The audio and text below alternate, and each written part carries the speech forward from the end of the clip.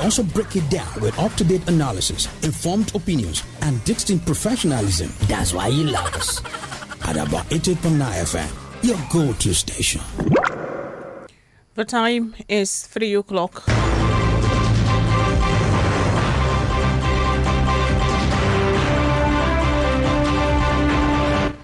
Good afternoon. I am Olabisi Olani Oluwasegun with Adaba News at 3 in the news.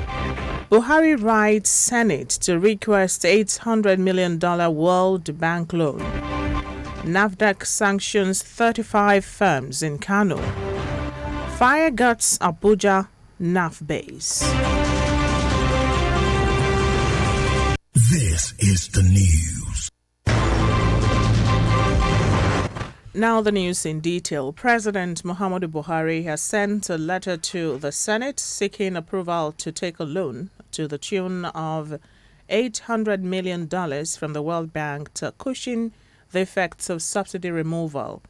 This follows the federal government's April announcement of an $800 million World Bank grant targeting 50 million vulnerable Nigerians or 10 million households as part of its subsidy palliative measures. The Minister of Finance, Budget and National Planning, Zainab Ahmed, said that the disbursement of the grant is in light of the planned subsidy removal in June 2023. Ahmed underscored that engagements are ongoing with the newly established Presidential Transition Council and the incoming administration to drive the palliative program, which includes the need for buses, among various considerations. Vice President Yemi Osinbajo presided over this week's Federal Executive Council meeting at the Presidential Villa in Abuja. Wednesday meeting, which began a few minutes past 10 in the morning, is the Council's anti-penultimate before the inauguration of a new president on May 29, 2023.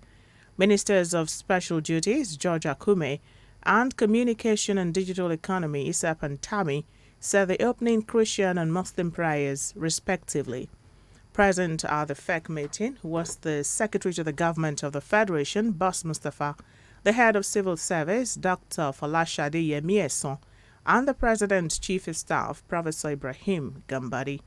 Also present were the Ministers of Interior, Rauf Aregbesola, Science and Technology, Oloronimbe Mamura, Finance, Zainab Ahmed, Justice Abubakar Malami, Humanitarian Affairs, Disaster Management and Social Development, Sadia Farouk, Transportation, Moazu Sambo, Agriculture, Mohammed Abubakar, Health, Dr. Sage Hanire, Foreign Affairs, Jeffrey Onyama, Sports, Sondidari, Aviation, Hadi Sirika, amongst others. The Minister of State for Mines and Steel Development, Mrs. Gbemisola Saraki, was also present. The Action People's Party, APP, has applied to withdraw its petition challenging the victory of President-elect Asiwaju Bola Ahmed Tinubu at the 2023 general elections. The counsel to the APP, Obed Agu, also asked the court to strike out and dismiss the suit. Agu said he was working on the instructions of his client. In his reaction, counsel to Tinubu, Wole Olanipekun, said he and his client are not opposing the application for withdrawal, adding that they also are not asking for costs. Chairman of the panel, Justice Aruna Semani, subsequently dismissed the suit with no cost attached. The APP was challenging the presidential election on the grounds of alleged non-compliance with the electoral laws as well as INEC guidelines. In the meantime, the president-elect Bola Tinubu has left Nigeria for Europe. This is coming 2 weeks after he returned to the country from a trip to London, Saudi Arabia and Paris. This is contained in a statement signed by his media aide, Tunde Rahman. Rahman says Tinubu will use the opportunity of the trip to fine-tune the transition plans and programs and his policy options with some of his key aides without unnecessary pressures and distractions. The statement notes that already meetings with multi-sectoral actors in Europe's business community, including manufacturing agriculture, tech, and energy have been lined up. Senators-elect across the North Central geopolitical zone from different political parties have rejected the zoning arrangements for the 10th National Assembly leadership positions announced by the All Progressives Congress on Monday. The APC had in the zoning plans endorsed Godswill Akpabio from the South-South geopolitical zone as the president of the 10th Senate, while Barao Jibrin from the Northwest was picked as his deputy. Also in the House of Representatives, the APC endorsed Tajuddin Abbas from the Northwest as the Speaker and Benjamin Kalu from the Southeast as Deputy Speaker. The development forced the North Central Senators-elect to write an open letter to the National Chairman of the APC, Abdullahi Adamu, and rejected the zoning arrangements because it excluded their region. Specifically, the elected federal lawmakers said only the North Central geopolitical zone did not produce any presiding officer, though neither the president-elect nor the vice president-elect. The letter by the lawmakers-elect was titled Resolution of the North Central Caucus of the 10th Senate on NAS leadership zoning. The letter was signed by 18 senators-elect. You're listening to Adaba News at 3 on 88.9 FM Akure, transmitting from Ilaramoki. After the break, NAFDAC sanctions 35 firms in Kano. Plus, fire guts Abuja NAF base. Join us in the second part of the bulletin for details.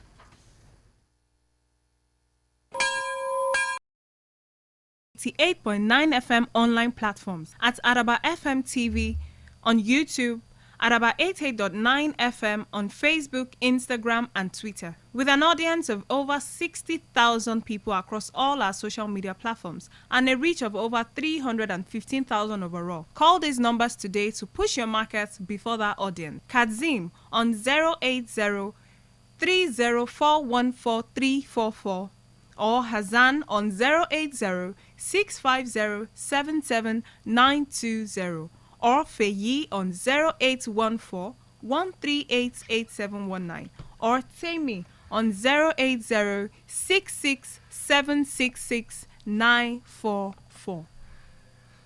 You can place your business and brand adverts on Adaba 88.9 FM online platforms at Adaba FM TV on YouTube, Adaba 88.9 FM on Facebook, Instagram, and Twitter. With an audience of over 60,000 people across all 88.9 FM.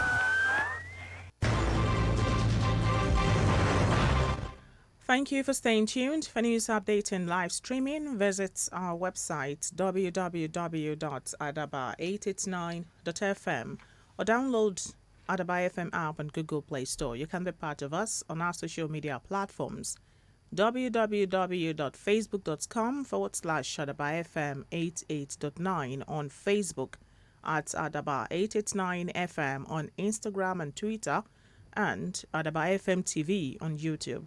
You can also provide us information via email, newsroom@adaba889.fm. Now to the rest of the news. The Olukare of Ikare Akoko Oba Akadri Momo has denied the removal of Alhaji Shehu Batuta as the Mufasa of Ikare. A statement personally signed by the monarch says the purported removal of Alhaji Batuta by a self-styled group, Ikare Muslim community, is null and void. The statement says the group has no power to announce the removal of Alhaji Batuta, as only the Olukare has such powers. It says the Ikare Muslim community or council of Ratibi imams is not known to Ikare land, as only Ikare Muslim council exists. Meanwhile, the Grand Mufti of Ondo State, Alhaji Shehu Batuta, has asked the public to disregard his purported removal as the Mufasir of Ikare. Alhaji Batuta says he has no issues with the monarch and the Muslim congregation that appointed him. He called on Muslim stakeholders in Ikare to embrace peace and resolve their differences amicably. The National Agency for Food and Drug Administration and Control says it has sanctioned no fewer than 35 companies in Kano as of the first quarter of 2023. The NAFDAC State Coordinator, Kasim Idrisa Ibrahim, who made the disclosure to newsmen while spotlighting the activities of the agency during the period under review, noted that the agency carried out 280 regulatory activities within the period. He added that the agency equally carried out 85 unscheduled visits to companies and other business premises. In addition, the agency carried out 108 surveillances as part of redoubled efforts towards ensuring best practices among manufacturers in the state. The state coordinator also described the poor level of drug storage in Kano as very alarming, pointing out that the agency is doing everything possible to address the situation.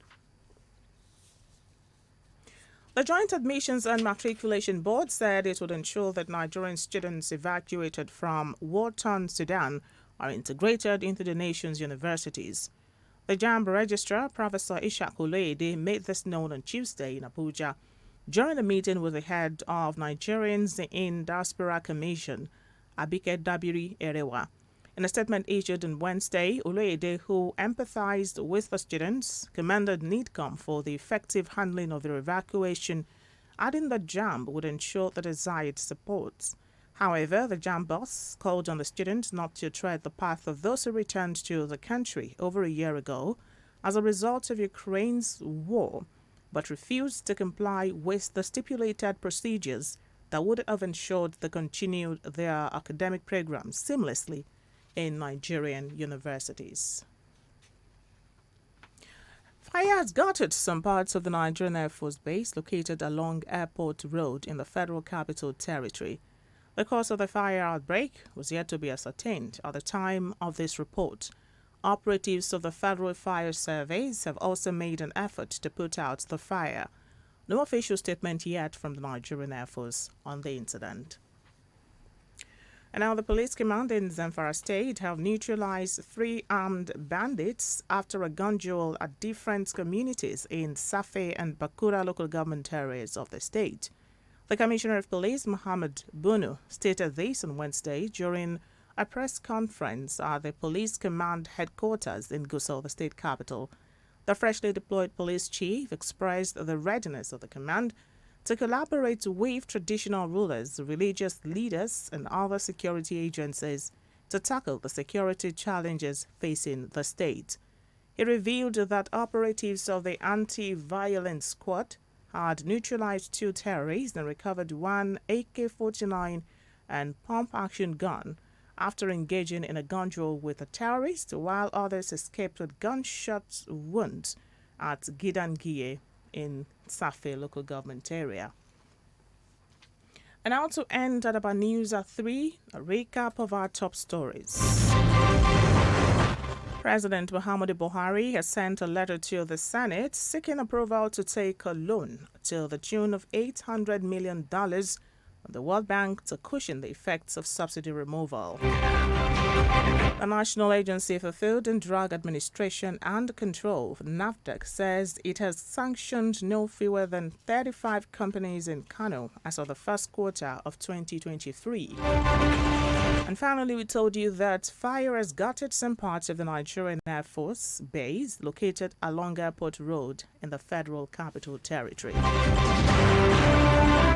That's Adaba News at 3. It was edited by Adeola Adekunle. I am Olabisi Olani Yoluwasegun. Thank you for listening. Good afternoon.